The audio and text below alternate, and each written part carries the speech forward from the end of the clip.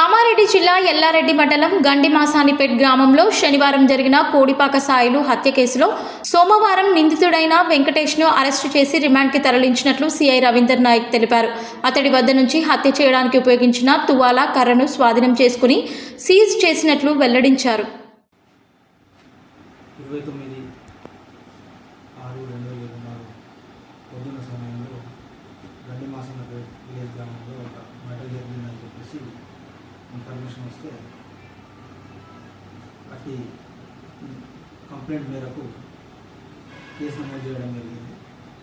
దీంట్లో ఉన్నటువంటి నిందితుడు వెంకటేశ్వర్లు, ఇతను డిసీజ్ యొక్క ఫాదర్. వీళ్ళిద్దరి మధ్యలో కొన్ని సంవత్సరాల నుండి భూమి విషయంలో పంచుకునే విషయంలో తగాదా నడుస్తుంది. దాన్ని మనసులో పెట్టుకొని కొడుకుని ఎలాగైనా చంపాలనే ఉద్దేశంతో 28వ తారీఖు రాత్రి పూట మాట వేసి కొడుకు మధ్యమధ్యలో రాగానే అర్ధరాత్రి సమయంలో అతని పైన దాడి చేసి అతన్ని చంపి అతని యొక్క శరీరాన్ని పోచారం కాలువ దగ్గర పడేస్తున్నాడు.